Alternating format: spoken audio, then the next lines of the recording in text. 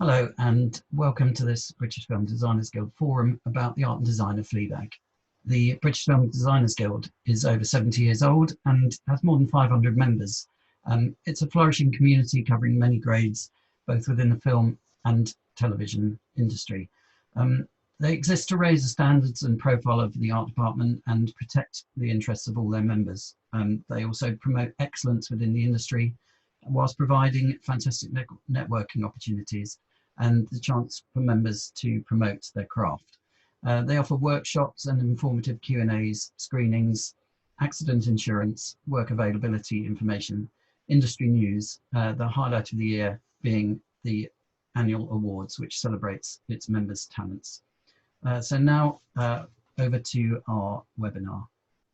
Hello, so welcome to our art department webinar about Fleabag, and delighted to say we're being joined by Phoebe Waller-Bridge today. So hi to Phoebe, and we have Joanna King, art director, and Lucy Gardetto, set decorator. So we just wanted to talk about all things art department related to Fleabag, and while we've got Phoebe with us, I thought it'd be great to start off by kind of talking about, from a writer's point of view, how the art department fits into the whole production process. And I guess really my first question, which intrigues me more than anything else, is how much you picture a scene in your mind's eye when you're actually writing a scene, whether you have any kind of inclination of what that's going to look like, or whether you don't think about the visual side of it at the early stages. I go from one extreme to the other. I'll have some scenes in my head that I'm so militantly clear about what I feel it should look like, and it's become I can feel the full world in my imagination. And then there are other scenes when I have absolutely no idea, and I'm a bit like, "Good luck, guys." And so it's always a bit of a journey, I think, because sometimes it's just the atmosphere of the place. Like I remember the conversations about the restaurant in episode 1. I just knew it sort of had that. I knew it had a dark, like that low red light, Goodfellas-y kind of energy to it and vibe to it.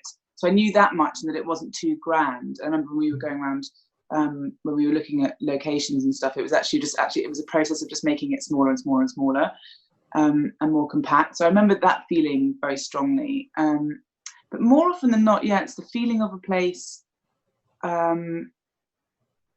And then sometimes it's like there's that strange magic of when you walk in and you're like, oh, this is exactly what I imagined. And then sometimes you walk in and you go, this isn't what I imagined, but it feels completely right. And I know how to move around it. And thank God, because I had no idea what I was going to do. I had no idea what it was going to be in my head before. And then sometimes it's just little tiny details that you know about. And I know some of the early conversations with Harry, I would say, I just know that for some reason I need to be sitting on the left. And then he'd know that he'd have to, like, I don't know if he ever relayed any of that to you, but like in the church, I was like, I feel like I need to be looking at the paintings, doing Sexy Jesus paintings. And I sort of felt like, which is sort of feels really anal when I'm saying it.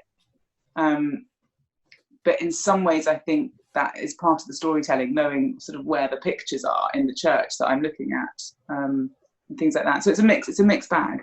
No, it's really interesting, because I've worked with writers that are not interested at all in what the art department does, and they just turn up on set and they just accept what you've given them. And there's other writers that want to know every minute little detail of every single prop that you present. So it's just from a production design point of view, it's really interesting to kind of understand from the writing process whether how much of the scenery or imagery is in your head as you're writing it. It's it's really fascinating, because I know things evolve as you go through production, and you might do mood boards and have discussions, and things change, and the visual style might change. But just interested to know kind of like the early conception of a scene, whether that's tied to something quite strong or not. But interesting that you say sometimes it is and sometimes it isn't. I wonder whether that makes the scene writing any different for you, if you can't imagine what it looks like. Well, I think so. There are certain, like the Women's Awards, I wasn't really sure how that was going to look, and I I've like waitressed at enough corporate events back in the waitressing days to sort of have an amalgamation of lots of those. But again, I knew the feeling of it. I knew, and that was what was so exciting walking in, because I was just like, oh, I could just remember so vividly that feeling of what you guys pulled together, and like the sort of the corporate personality. Even though I wasn't entirely sure what it would be, I knew it would have that sort of dry, but like with trying to be a little bit funky, like with the colours or whatever. I remember that. So that walking in, it's the feeling. It really, really is the feeling. I think sometimes as well, it's about what the dynamic is in the scene. So I remember like early conversations about the cafe. I just knew it had to be really small. Yeah. Because because the moments between her and Boo have to feel really sweet and warm and contained. But then also by the end, I mean, this is the first series, but by the end of the first series, and Fleabag's breaking down in there, and there's somebody she doesn't know in front of her, suddenly the size of that space becomes even more important, because it's more awkward because they're so close to each other. And then the relationship with the guinea pigs on the wall the whole time, at some point, you know, they have to both represent something really happy for Fleabag, and then also feel like this constant reminder on every, you know, across every single wall the whole time of the greatest mistake she ever made in her life. And so I think those things feel very, very important. But that's where I love the relationship, because I can only go so far with that, and then put so much imagination in, and then I look forward to how you guys colour it in and fill it out. And that's so much a part of the excitement of walking on set. Mm-hmm. I mean, I'll never, ever, ever forget walking on set for the bathroom in series 2. I couldn't speak, apart from, I remember just sort of shrieking for a while, but I couldn't speak because I realised then that because the scripts were coming in quite hard and fast, and then like changing quite a lot. Thanks, guys. I really appreciate how cheerful you were through all of those moments, even to my face. My God, you're such heroes. But with that one, I suddenly remembered that we hadn't actually had an in-depth conversation, and all I'd written in the script was, I think it was posh restaurant bathroom. Is that what I'd written, I think? Yeah. And I knew that you were doing a build of it. And then I think it was about in the car on the way there, I was like, holy shit, I don't remember talking about that. And I gave them nothing. And I had been a white room. Clear idea in my head of what it was going to be. And that was one of the ones that I felt very protective over, because of the power dynamics that happened in there between Tara and Fleabag. And I felt it like, sometimes I think what it is when I really go there when I'm writing it, and I really feel like I'm in the room, that's when I get really attached to ideas. Whereas sometimes I'm like, this scene just needs to sort of happen. Like that can be like anywhere.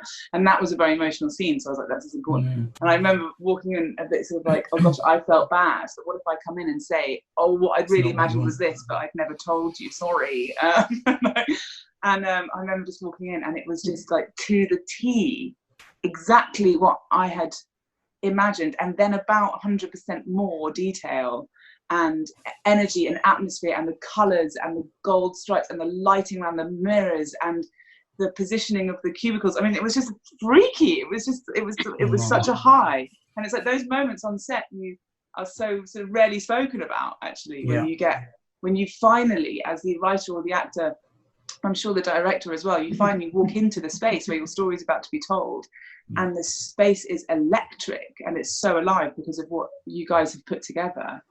I mean, that was just, and just couldn't wait to get acting in there, and couldn't wait to do it. And Sean coming in and being like, it's amazing. So that happens so often through Fleabag, but that one really feels so special, because I remember the description being so minimal. Yes. I mean, it's lovely to hear that. And as a department, we three of us kind of all knew that was such an important scene and build and set dress, because it was the opening to the series. And so you always know that you've got to really nail it, because that's what the audience is going to see for the first time. So do you start from reference points of your own? Like, do you start looking? So you get posh restaurant bathroom, yes, and then where do you go? So it was always going to be a location, and we scouted so many restaurant bathrooms. Obviously, the ideal would have been that it was at the place we shot the restaurant, but we couldn't quite make that work. It was too small, and we looked at all sorts of different locations, and none of them quite worked. And then I can't remember at what point, Joe might remember, but we decided we were going to build it, which is obviously better for us because then we can do whatever is needed. And it ended up in Harefield Grove, where I remember we were on a recce and it had that lovely Victorian tiled floor. And I remember thinking, partly for cost purposes, we don't even need a floor. We'll just use the floor here. All I need to do is build the walls. But I think the whole kind of Art Deco feel of it and the darkness, we were kind of led by the location of the restaurant. But, you know, we always wanted to make it quite dark and lush and posh looking, because the word posh was in the description. I can't believe that's all it took. I mean, it's so amazing. Gosh, it was so amazing. Oh. Well, I mean, it's just, you know, it's fortuitous, isn't it? Sometimes it's like a kind of perfect storm. Everything came together. But that's answered one of my next questions, which was going to be, what was your standout moment seeing a set or location during the filming of Fleabag? Well, there were a few. I mean, that one was, that experience was just a unique experience of, my gosh, we were all inside each other's heads in some way, and that feeling of feeling so close to your team without actually having spoken that much. And that's when you feel like the family, you know, you feel like everyone's kind of got each other, and we get that one so glorious. But then the other one, Jonathan, was the cafe.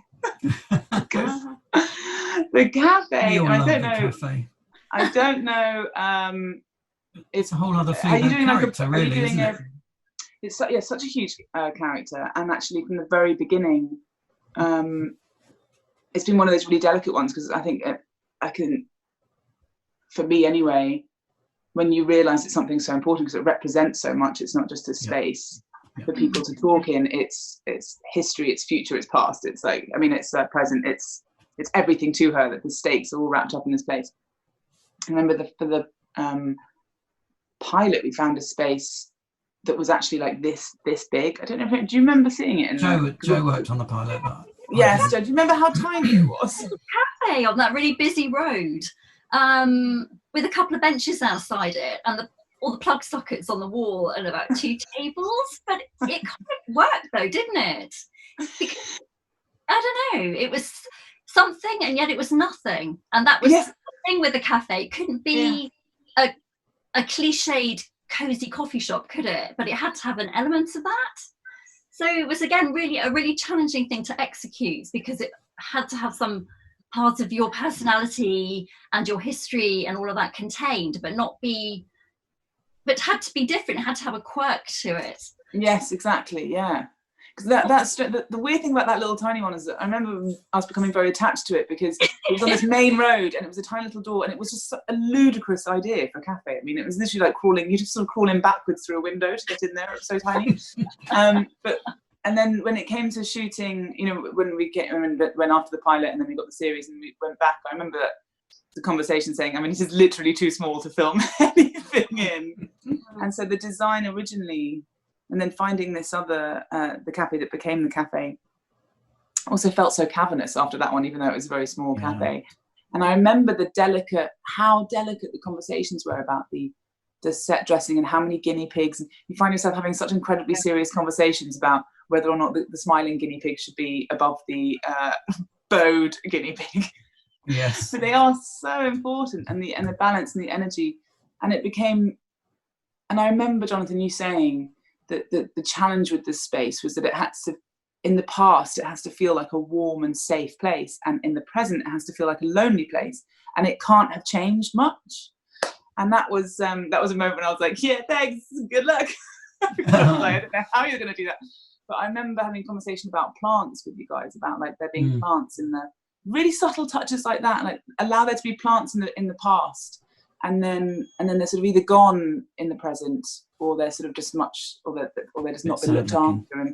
Yeah, and that really opened my eyes to like how much the detail not just informs the visual, but the energy and the temperature of the world that you're creating. But then, so the big standout moment of series 2 was that we weren't. Does anyone know this already? Have you said, is this the beginning of the whole recording? It is the beginning. We haven't talked about anything else yet. Well, Jonathan, you tell the story of what why the cafe was a nightmare at the beginning? For series 2, the location, yeah. Yeah. So, sorry. So the original cafe was being refurbed into a Turkish restaurant, or it was a Turkish restaurant. It was turning into, but it was a restaurant rather than a cafe. And before we started filming, we knew that it was kind of off limits because it was being refurbed. But at that point, we thought it might have been the refurb was going to be finished, and we could film in it as it was, you know, changed, and then maybe say that Fleabag had upgraded her cafe or whatever. And the visuals they sent us were really uninspiring and quite dull, and it never quite fitted for any of us. And then, you know, we talked about maybe doing a set build, but obviously we didn't have the money to do that. And we even toyed with the idea of going to a different cafe. But then what happened is that the building work didn't progress as quickly as they'd imagined, and kind of halfway through the shoot, or maybe it was quite early on, but we were definitely shooting. And I remember going back there one evening just to see how advanced it was, and it was a complete shell. It had been completely ripped out. And I suddenly thought, well, it's just an empty space now, and, you know, without disturbing them, if we just build some flattage inside, all of their wires that are hanging down, they don't have to tidy any of that up. We'll just build some flats inside and try and recreate the cafe to its former glory. And had long conversations with Harry and with the DOP, and we kind of tried to figure out how little we could get away with seeing. And at first it was like, oh, well, we're never going to be outside, it's fine, we'll just shoot in one direction. And then it was like, well, actually we do need to see outside, and we kind of need a few different angles. And anyway, so we kind of built about half of it, and I think we had a week to literally put the flattage in, dress it, shoot it, and take it out. So without knowing that any of that was really going on, all I knew was that we couldn't have the cafe. That was when I was still writing, it was like, we can't have the cafe. And I was still debating about whether or not the cafe should be in the story, whether or not she'd lost it or she was keeping it. And it was going to define a massive part of the story. And I was being incredibly indecisive about it, and had kind of fallen on the side of maybe she doesn't have the cafe. And then I found out that we couldn't have the cafe, at which point I was like, I want the cafe! Like the moment I couldn't have it. So, and then I felt this huge loss of not being able to have it at all. And then we were like, but why? And then I started seeing the photos. I was being shown the photos of like what the new cafe was like, and it suddenly became so important how the cafe was, like how the story and feeling of losing it was almost too much. So then, of course, just to make life as difficult as possible, I then decided that we needed an aspect of the cafe.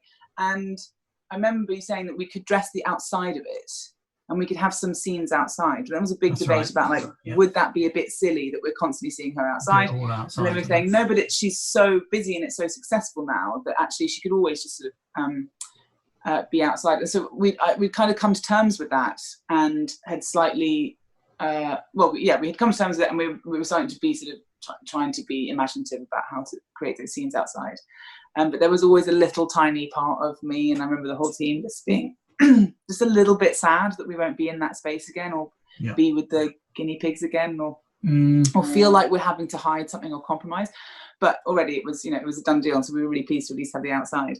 And then I remember Harry saying, because he didn't tell me for ages. I can't believe that was kept secret from you.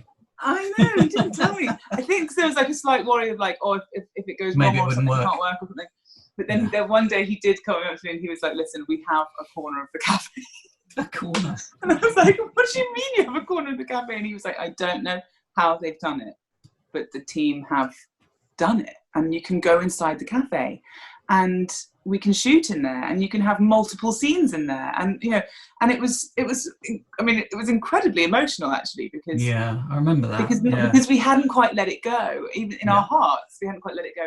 And I really believe that sometimes when you can't let something go, I think it's because maybe there is a chance, like part of you knows there's a little chance. Maybe I was just picking up on you guys' energy, because I was like, I don't know. But then walking to the location and being able to walk in and seeing with my own eyes exactly the kind of trickery that you've done, like the absolute kind of crazy sort of mess of Oh, you the saw cafe that pictures. they were in the middle of renovating it, so there was just like bare walls and everything, and then starting from one corner. Oh my god! So this was the cafe when we recce'd it. This is before series 1, and this is how we dressed it. Series 1, changed it to this, and then this was series 2. But you can see, you know, there's so much stuff around, but the kind of, you know, the windows are the same, and it's still architecturally it's similar. So it seemed quite an obvious thing to do, is to just put walls back in. Obviously, we didn't want to start repainting their walls, because then we'd have to paint it back and we wouldn't have time and all of that. And there's so much stuff out, all those cables. So we just covered them over and just built flats, and that's what we did.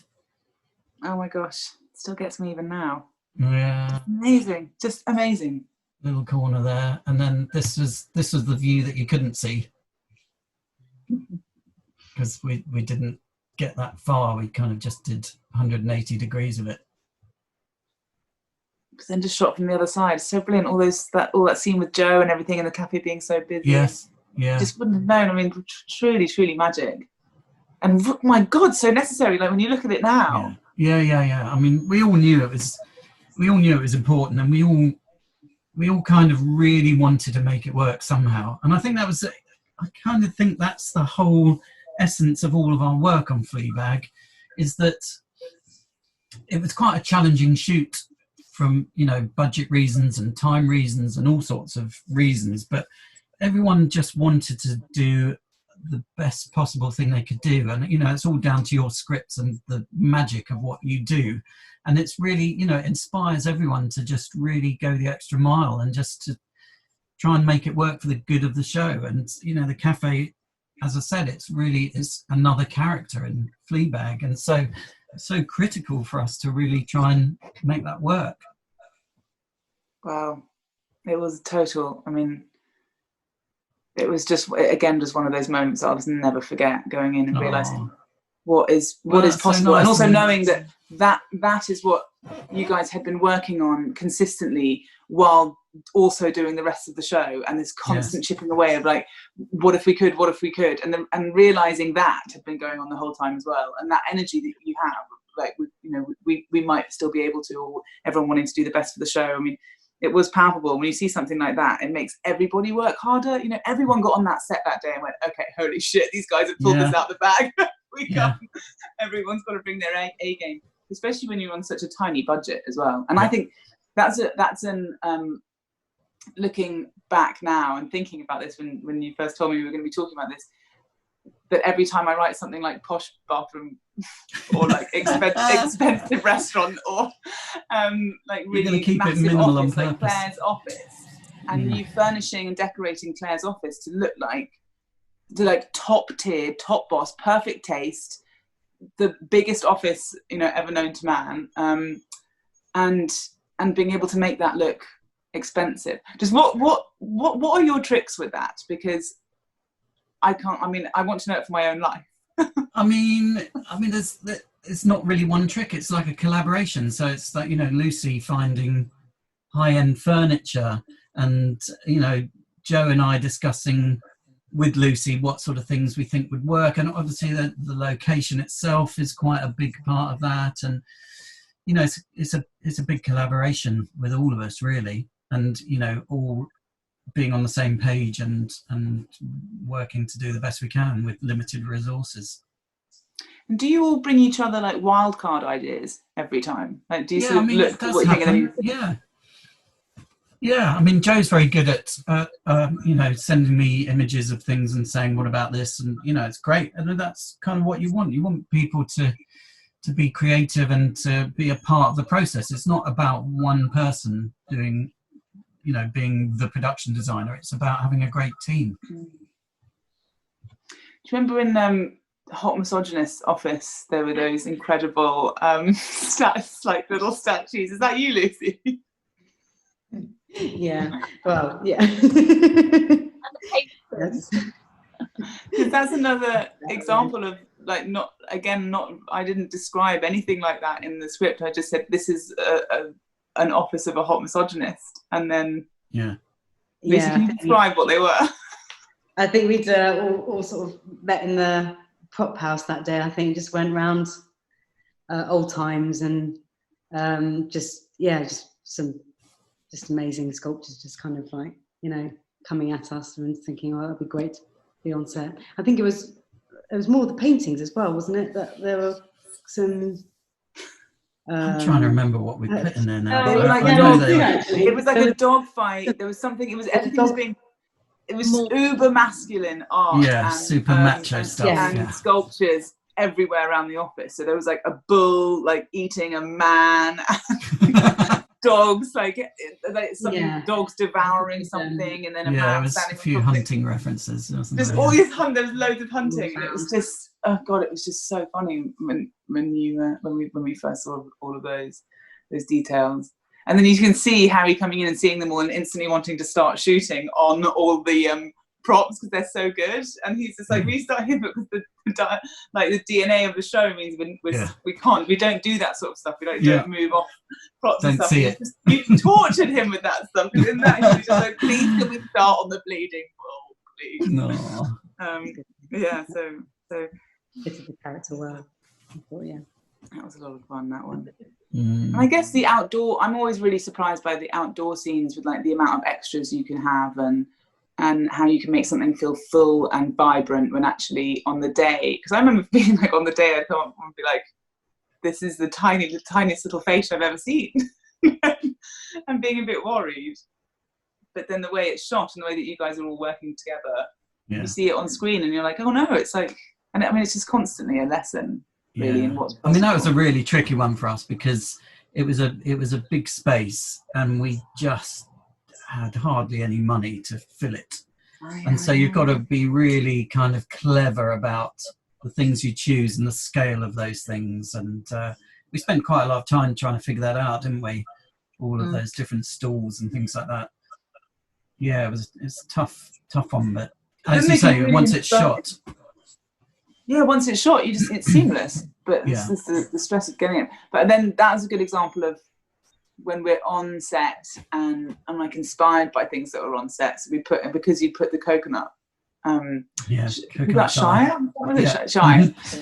Because that then on the day we then decided to change the lines later. I think I can't remember, but the coconut thing sort of became a thing, and Hugh's character took his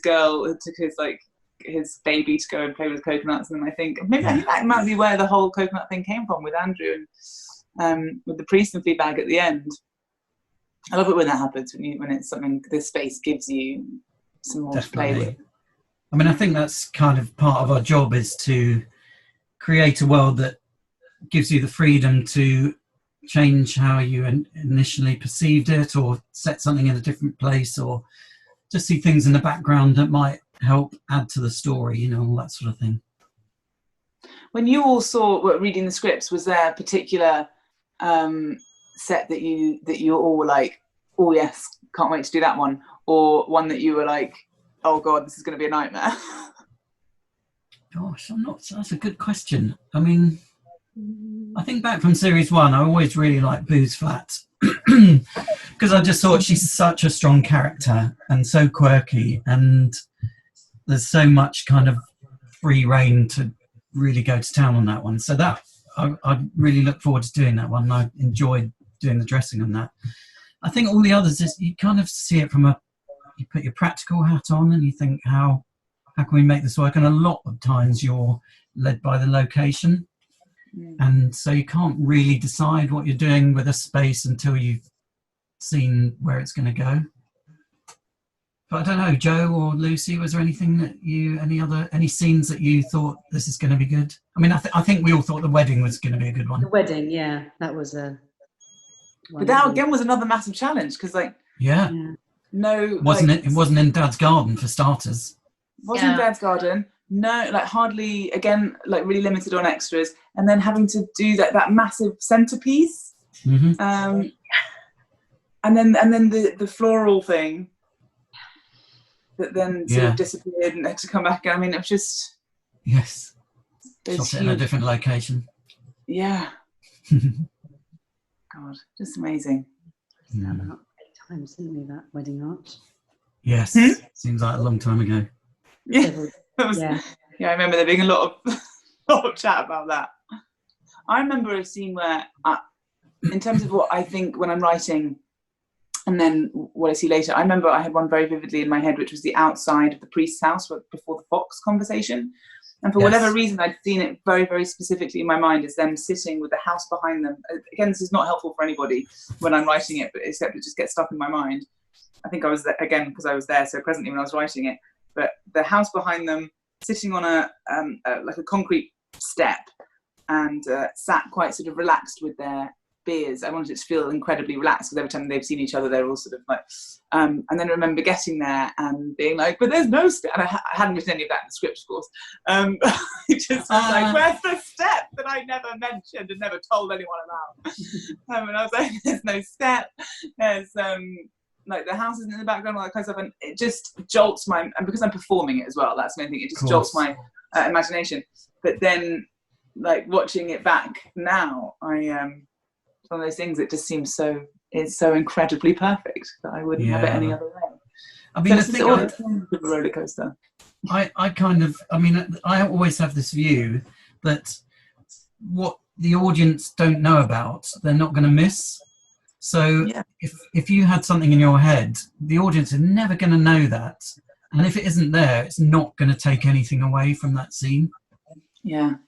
I mean, you always try and give the writer everything that they've written, because that is your job. But sometimes if I haven't written it, then it's not your job. That's impossible. I think it's so important. I think, but when learning how to write to help the different HODs and the different teams. Yeah. And I've been learning that so much over the years, and actually that's probably something that no one actually teaches you or talks to you about. Of course. And actually only even talking to you guys about it now, it's brought it back in my head, just like how you can be helpful, how you can communicate, and how you can probably halve the time that you have in production meetings by just being as clear as you could possibly be. Descriptive, yeah. I think Godmother Studio is another one that we all really wanted to tackle. Again, because it's so much of Godmother's character in that room, so it's a really important location / scene for us. We had a lot of fun with that, and then again the challenge of making it look similar enough to series 1 but be in a different place. Yes, because they had moved on. And actually the weird thing was being in that space where you built the attic.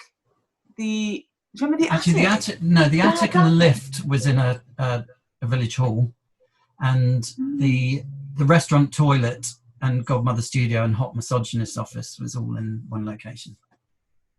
That was at Harefield Grove. I mean, so cool. That attic was extraordinary. It felt like you just walking in and seeing an attic in the middle of a room. Yes, in the middle of a church hall. yeah. Just and the vestry. I remember walking into the vestry and you saying that there's so much real life dressing in there that I think you'd said that you'd all got quite excited by, like, the rolled up pieces of paper that had genuinely got old the time, and you were like, don't touch it, we're keeping it, and like knowing that and seeing that relationship of just when you know that you can build on something that's already there, or if you need to completely strip it out and start from scratch. Yeah, gosh.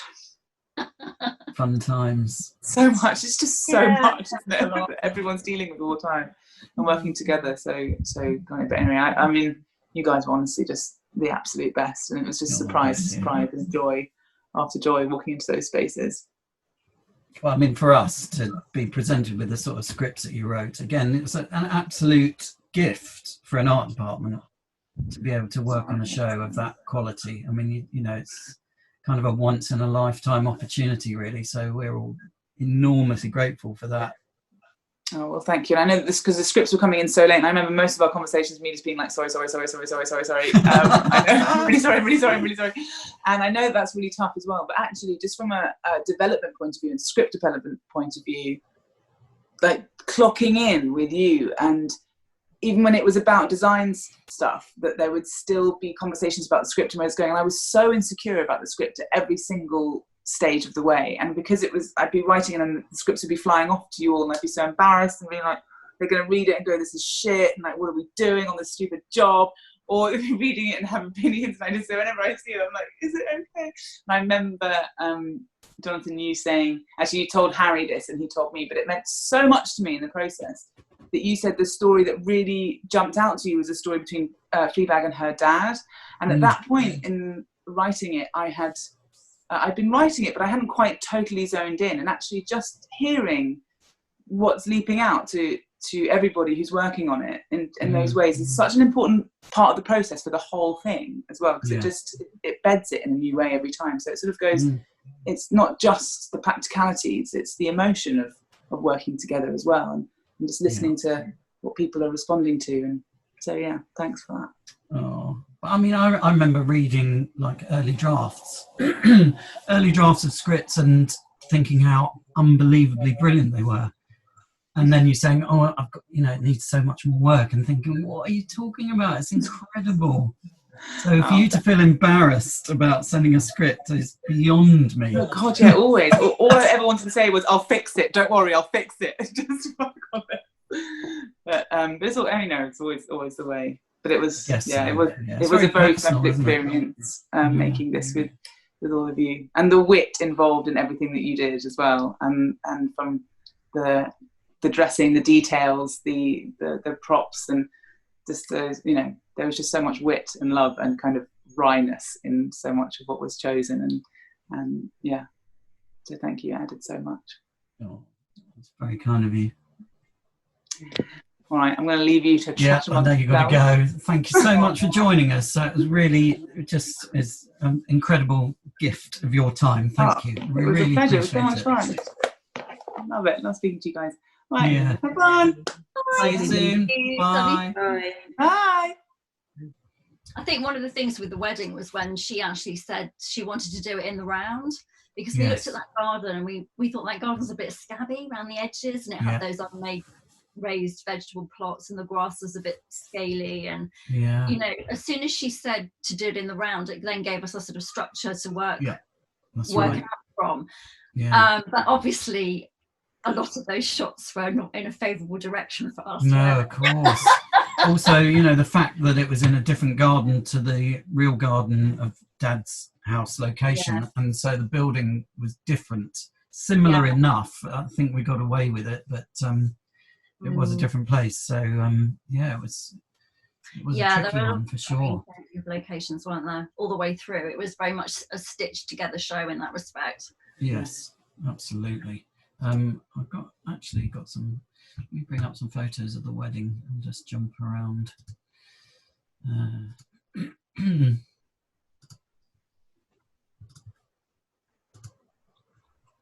Here we go. So this is just a little SketchUp visual after we kind of plotted out what we were doing in the location, and there's our glorious hedge. Yeah, the hedge to hide those raised beds that were there that didn't do anything for the visual impact of our wedding. But as you say, doing it in the round, we kind of, it gave us some sort of lead as to setting the position of the chairs, and then these two aisles that Dad and Godmother walked down were kind of like a, like a clock face, really. So it did work really well in the end. Again, with very little money. And then, so this was when we recce'd Dad's real garden with a view to shooting it there and realising that it was way too small for what we needed to do. Yeah. And this was the real place. And the flowers. So you guys together sorted all the floral arrangements out, didn't you? Have a chat about those, what that involved. Well, we started off going to see Rebel, didn't we, to have a chat about it, because we could only really afford a couple of elements of good set dressing. Yeah. So it was really the flowers and chairs were our two key pieces. That was it, really, wasn't it? Yeah, there wasn't much more to it. The rest was kind of hiding stuff. As well, but that in itself, was quite, Then the bar, yes. bar had to work from day to night, and we could only afford half of it. And so we dressed the front of it with the yellow velvet for the daytime scenes, and flipped it round according to what the shot was. That's Then right. took the velvet off for the evening scenes, and it had the light box inside it. There it is, yeah. To sort of get the disco nighttime dance vibe. Yes. Yeah. How crazy was that? But Lucy, after we saw Rebel Flowers, you know, we were really overwhelmed and sort of, you know, excited about what they could do for us. But then as time went on, because we had to keep recreating these cutaways, we ended up having to stitch it together ourselves. So you and I became quite good at our tribute. Loved a bit of floral arrangement. Yeah. So that was mostly it, wasn't it? It was so important, wasn't it? Because because that was kind of all we had there, really. As you say, the floral arrangements and the chairs, a little bit of practical lighting and a bar, and that was basically it. And it needed to look quite lavish, was the tricky thing. And a bit pretentious in a way. Yes, exactly. Yeah, there was quite a lot of discussion about how pretentious that would be, and you know, some of that was done in the costume design. Some was done. Yeah, it was tricky. Just trying to think of some other. So I may as well talk about Fleabag's bedroom. So there were 3 incarnations of that bedroom, weren't there? That's right. So obviously the pilot, which you worked on, Jo, was a location. Talk about that, because you mentioned earlier that it was kind of, you didn't do too much to it. It was a big Victorian house. The people that lived in it had lodgers, and the ground floor front room was already sort of like a lodger's bedroom. And I think they were students, so it had that sort of typical student bedroom vibe with sort of, you know, it's not, maybe it's a cliche, the sort of rumpled sheets, the drawers with sort of clothes spilling out, a mishmash of sort of antique furniture and modern furniture, just an eclectic mix for somebody who was living in that space. And I think it was very natural. It wasn't a contrived space in any way. So really we just moved in some female dressing, sort of young women about town's dressing, and kind of kept it reasonably similar. Yes. With just key elements that were scripted. Because I think that was the biggest challenge. It had to be kind of like an uncontrived space. It couldn't look too dressed. It couldn't have perhaps too strong of a, you know, visual look, or any too strong of visual keys about it. So that can be quite difficult, because you want to sort of throw a load of stuff at a thing. You want it to look good. But, when you've read the script yourself and you've adapted it in your own mind, but it's to keep correct the exactly. And I think that's the thing. It's kind of an extension of Fleabag's character, and you know, it can't be too nice looking, because at that point in her life she wasn't doing particularly well, and the cafe wasn't so great, and she didn't have much money. And so you can't fill it with really nice looking things. You've got to be appropriate to the character, and that, you know, it's kind of part of our job, isn't it, is to create the character of the space that embellishes and fits in with the script. And so after the pilot, actually, when we got to series 1, which you and I worked on, Jo, but Lucy joined us series 2, we had to kind of recreate that. We reshot all the bedroom scenes from the pilot. I think it was all of them, wasn't it? Or were some of them kept? I think the Obama laptop scene might have been kept, because we did have to match it. We had to get, that's right, you know, feel like wallpaper worked. So we ended up squash court. Exactly. So we ended up building a set in a squash court on a location, and kind of treated it as a studio. And again, you know, trying to be frugal with the money, we kind of just recreated the only bits that we thought we would see, which is kind of half a set, which is that. And then you can see our reference photos on the back of what we were trying to match to. Of course, the wallpaper wasn't exactly the same, because it was on somebody's house a number of years ago, and then we had to try and get the best match we could. And that's pretty much all you see of her bedroom, isn't it? Mostly. Yeah. But there was a couple of shots from a different direction, so we did have to build a bit. Yeah, into there was it. some coming in from the hall through the door. That's right. Yeah.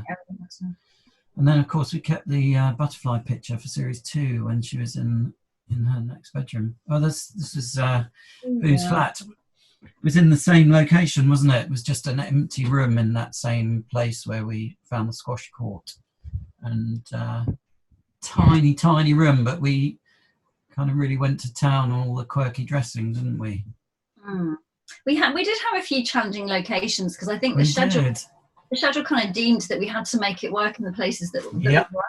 And also we weren't allowed to, maybe it's that we weren't allowed to, but we didn't have the money to repaint this room. So to make it look interesting, we kind of made it look like she was doing some paint testing to figure out what wall colour she wanted. So that kind of filled a bit of space, didn't it? Yeah, it was a funny little one, but then also the action was around on the sofa, and it was very closely shot. I mean, we were lucky in the respect that, you know, I think we did get some nice close shots of things when we needed to. Yeah, we did. Yeah. And you know, a lot of stuff doesn't get seen, does it? Really? No. Watching series 2, you do see there's a whole chunk of stuff you wonder if you dreamt it. That obviously is a lot of our work is like that, isn't it? You kind of, you know, you dress areas that never get seen. So then the second series, that was at the Islington location. The which, sorry? The Islington location. For the bedroom? Series.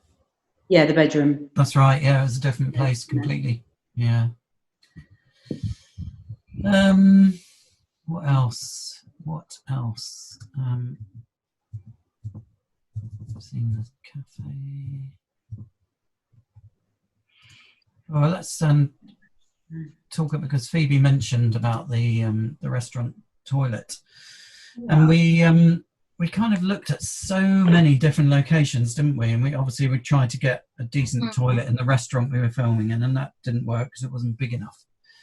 And we ended up building it in the end, didn't we? We found this room in one of the buildings where we shot the studio and the hot misogynist lawyer's office. And I really like this because I immediately thought, well, we can use the floor and we don't have to pay for a lino floor. So it was kind of, you know, similar to what we did in the cafe. We just used a room and built some flats in it. So this is kind of just, you know, a little image showing the little SketchUp model and a visual of what we were going to do, and then a little still from the actual scene, and then there's a little detail of the bathroom itself. And this was basically a set within a building, within a room, built a set in a room and used the floor as the floor. And it kind of worked all right. I mean, again, it was, you know, it was all very last minute, wasn't it? And we kind of just had to make the best of a location. Exactly. I mean, there was quite a bit of grumbling about the ceiling height, I think, from the lighting department. I think that was another thing to weather, really, is that to sort of proceed through everyone's objections and just stay true to your own belief that it will work, and hope that everyone can make the compromises that they need to be happy with it. And I think it was lit really well. I think it was, restrictions from their point of view. No, I think Tony did a great job. It was lit beautifully. It looked beautiful, and I think I mean, it worked really well with the location restaurant. I think you didn't get the jump between when they cut between the spaces. So, and Lucy, from your point of view, you know, explain what your kind of role is when we're presented with a set that we're going to build. You know, what do you, for people that don't know what you might be doing, just a little explanation of. Okay, well, I guess we we kind of collaborate on mood boards are shown, references are shown, and then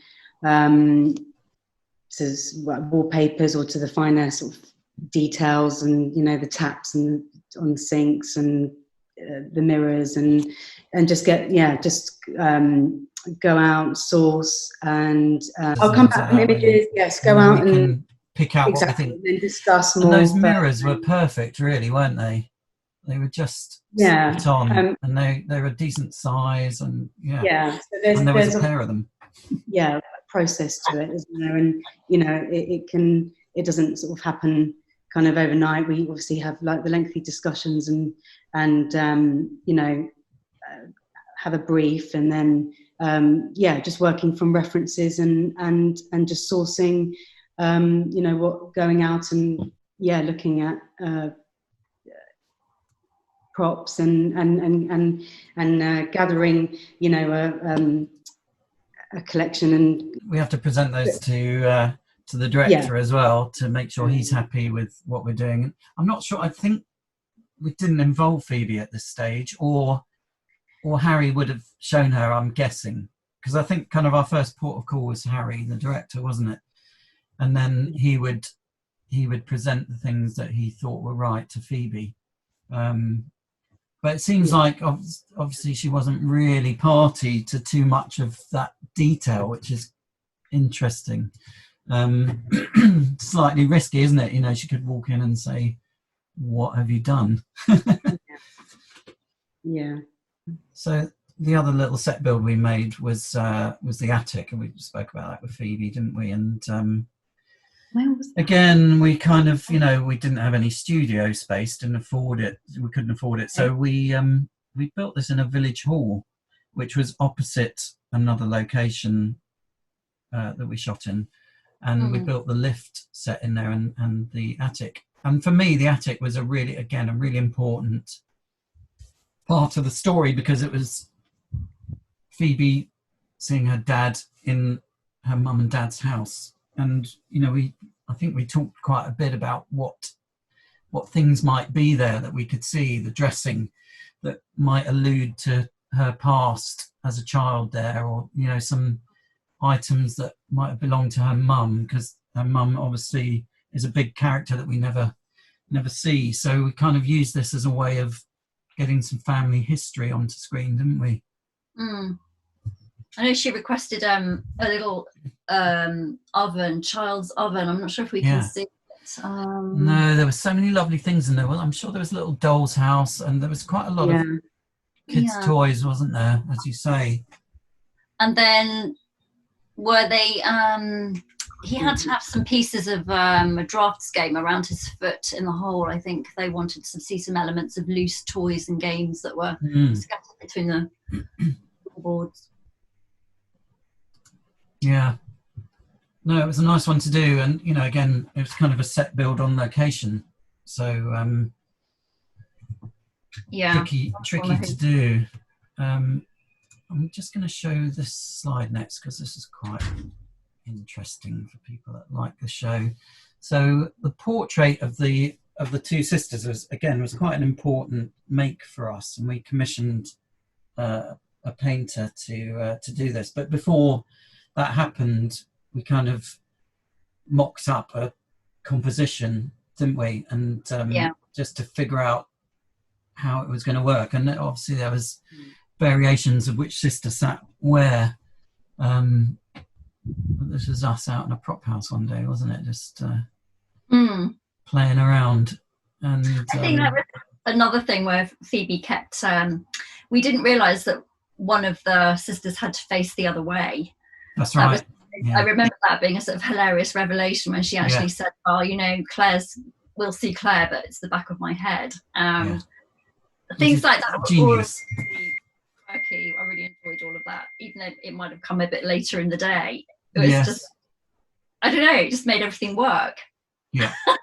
And you can see the picture there in the actual location in Godmother Studio, which again was another, gift for the art department that we really didn't get, because there was so much issue as to whether we could ever fit it in on the end of the schedule, or where it could be, or how we almost didn't get it, did we?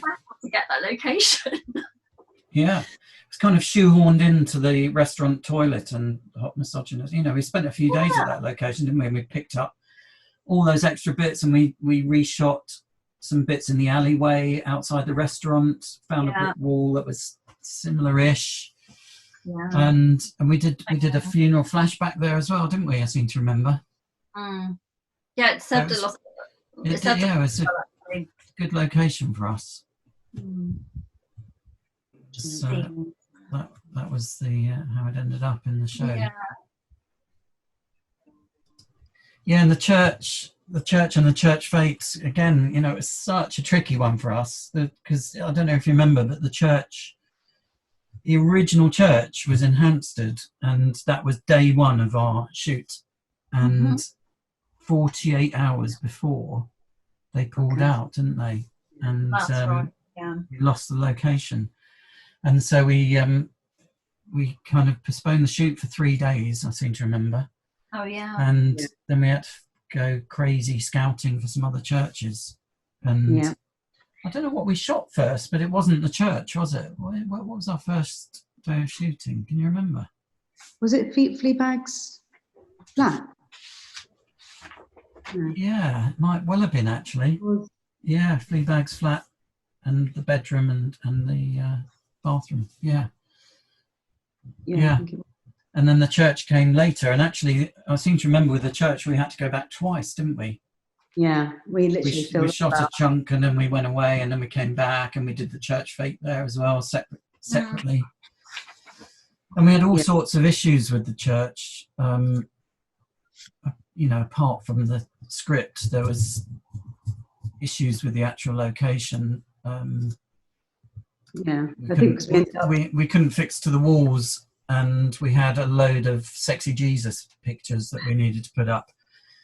So we came up with this idea of building some little wooden pilasters that obviously we didn't see the bottom, and we hung all our pictures on those. And we used that device for dropping the picture, didn't we? When she was in the confessional box, in the confessional, and she comes out and has her first kiss with the priest, and then a picture falls down. So we did a similar thing with that. We built a kind of timber bit of cladding, and then we were able to rig a picture to drop. Yeah, but I seem to remember the churches were really it was quite a challenge. Not easy. It was it really was. Yeah, because it was an Anglican church, so yes. Kind of put these Catholic elements in. That's right. And attach anything to the walls, Yeah, and they were, obviously a little bit wary of the script as well. There was all sorts of issues. But, I think, the nature of the whole job was, just in general, it was a really challenging shoot, wasn't it? Apart from having a really small budget to work with, we had lots of location issues and artist availability issues, which then had a knock-on effect with location issues and scheduling issues. And it was... from beginning to end, it was a bit of a roller coaster, wasn't it? But I remember the artist availability situation. Yeah. I mean, did we go back to Godmother's house like 3-4 times? We did, and it became a bit of a difficult location because I think the neighbours weren't happy that we were there, and because we filled up quite a lot of the street with vehicles. And just the continuity element of that as well was quite challenging.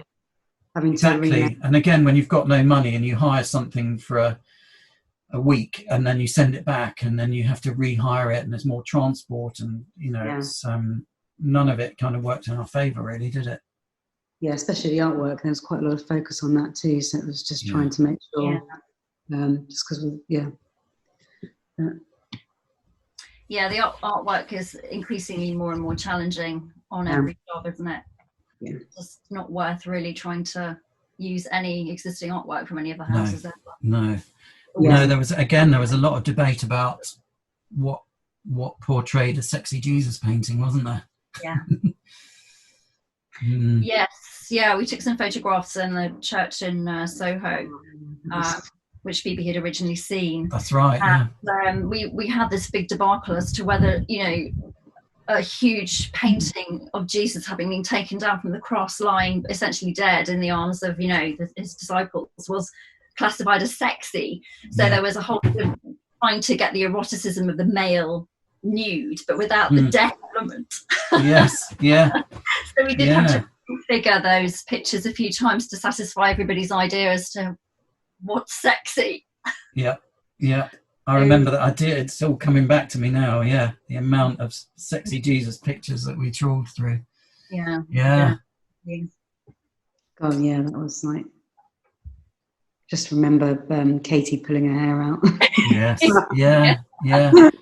We had a similar thing with the Best Women in Business award as well, didn't we? Trying to find an award that kind of worked in scale and, you know, for the kind of event that it was, and also knowing that it was going to be smashed at some point. So knowing that we'd have to kind of make a breakable version of it as well. Yeah, it was kind of economically reasonable. Yeah, exactly. But, you know, we lucked out with that, didn't we? The thing we found was relatively inexpensive, wasn't it? Yeah, it did. It worked. We had a really great standby prop guy with us that day. He was only coming in on dailies, and he painted the lines around the arc of it, and that actually is what just made it work. Yeah, it just tricked the eye quickly enough in shots. Yes, he was a painter. You can't tell. Great lines, and then bang! It was great, and it needed that, to be honest. It did, yeah. Otherwise, it was becoming. It could have become a monster financially to achieve that, really. But I think we got away with it.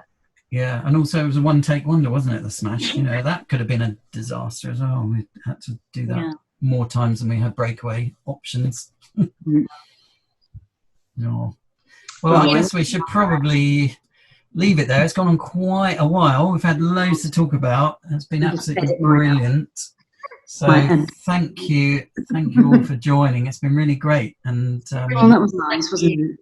Really nice, yeah. And we've all got such fond memories of the show, haven't we? Even though, you know, all the difficulties we had, it was such an amazing project to work on. So I personally feel very thankful that I got the chance to work on it. And, you know, we had a great team, and it was a great experience. We won a few awards, so we got some recognition for that. So that was really really fabulous. So well done, all of you. Thank you all for joining, and hopefully everyone will enjoy hearing us rambling on about it. Thank you. Thank you.